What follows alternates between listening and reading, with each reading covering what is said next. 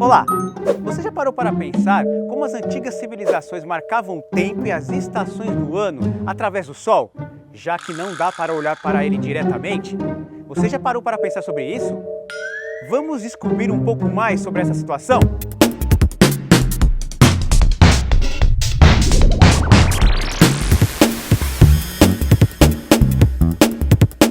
Imagine aquele dia ensolarado. Você sai de casa e olha para os lados e lá estão elas, as sombras. Observando as sombras dos objetos iluminados diretamente pelo Sol, podemos notar que elas mudam de direção durante o dia, ficando sempre oposto ao Sol. Essas mudanças de direção da sombra é devido ao movimento aparente do Sol no céu. E foi essas observações que mudou a visão do ser humano para o mundo. As antigas civilizações passaram a utilizar as sombras projetadas para marcar a posição do Sol no céu durante o dia e durante o ano. E sabe qual foi o instrumento utilizado para essa façanha? O gnomo. Desde a antiguidade, esse instrumento é um sucesso. E quer saber como algo tão simples causou tantas descobertas? Vamos lá? O gnomo trata-se de uma haste fixada perpendicularmente em um lugar plano. Calma, o que eu estou falando é algo bem simples. O gnomo é uma espécie de vareta fixada no chão.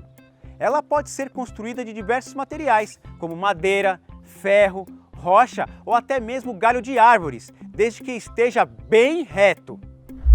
A partir do nascer do Sol no horizonte leste, é possível observar a sombra do gnomo e realizar marcações de acordo com o tamanho e a direção da sombra.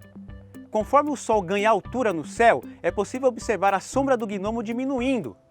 Quando o Sol assume o ponto mais alto no céu, por volta do meio-dia, a sombra é mínima, ou seja, é a menor daquele dia. A partir daí, o Sol vai rumo ao horizonte oeste e a sombra do gnomo volta a aumentar. Isso acontece todos os dias e assim marcamos a duração dos períodos claros. E como realizar as marcações do ano? Bom, observando o nascer e o pôr do Sol durante o ano inteiro, vamos perceber que em um certo dia do ano, a sombra do gnomo vai ser menor do que nos outros dias daquele ano. Nos trópicos e nas regiões subtropicais, isso acontece no solstício de verão. A sombra marcada é a menor do ano. Já no solstício de inverno ocorre o contrário. Ao meio-dia, a sombra mínima é a maior do ano. A partir dessa observação, foi possível identificar o tempo das estações e a duração do ano. Você sabia que o movimento aparente do Sol e as sombras projetadas ajudaram a estimar a circunferência da Terra? Não? Então eu vou te contar uma história que aconteceu há muito tempo atrás. Há 2.200 anos, havia um homem chamado Eratóstenes. Ele era curioso e desenvolvia seus conhecimentos e habilidades em tudo que se dedicava. Naquela época, os povos já tinham evidências de que a Terra não era plana. E uma dessas evidências era a sombra da Terra projetada na Lua durante os eclipses lunares. Mas para Eratóstenes, a questão era outra. Qual seria o tamanho da Terra? E como calcular a sua circunferência? A cidade de Siena, que hoje se chama Assuã, lá no Egito, Eratóstenes soube que no dia 21 de junho, por volta do meio-dia, o Sol iluminava o fundo de um poço e nenhuma sombra havia por lá. Já em Alexandria, na mesma data e horário, isso não acontecia. Sabendo disso e conhecendo a distância entre Alexandria e Siena, Eratóstenes mediu a sombra do gnomo que projetava lá na cidade de Alexandria. No dia 21 de junho, foi o solstício de verão do hemisfério norte naquele ano, onde as duas cidades estavam localizadas. Nesse dia, o Sol estava bem acima da cidade de Siena, iluminando assim o fundo daquele poço. Isso significa que a cidade de Siena estava posicionada em uma localização geográfica em que no dia 21 de junho, por volta do meio-dia, o Sol estava bem acima dos moradores daquela cidade. E isso tem um nome popular, Sol a Pino. Eratóstenes calculou o tamanho da sombra que o gnomo projetou. O gnomo, junto com a sombra projetada, ajudou a desenhar um triângulo.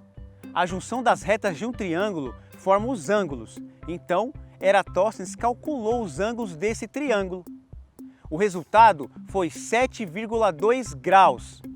Ele já sabia que um círculo tem uma circunferência de 360 graus. Então, Eratóstenes dividiu 360 por 7,2 e chegou no valor de 50. Se imaginarmos a circunferência da Terra como se fosse uma pizza e dividir em 50 pedaços, podemos dizer que Eratóstenes encontrou o valor equivalente a um pedaço da Terra. A distância entre a cidade de Siena e Alexandria é de 800 quilômetros. Então, Eratóstenes multiplicou 800 por 50 e chegou no valor de 40 mil quilômetros para a circunferência da Terra. Hoje, sabemos que a circunferência do nosso planeta é de 40.072 quilômetros. Olha só que incrível! Há mais de 2.200 anos, Eratóstenes chegou próximo do valor real da circunferência do nosso planeta. Tudo que te contei até aqui é uma pequena parte das coisas que podemos fazer observando as sombras e utilizando o gnomo. Mas ainda não terminou. Os próximos desafios irão exigir de você um bom senso de localização. Assim, você será capaz de chegar em qualquer lugar. Eu espero que você tenha gostado. Continue esse desafio e até a próxima!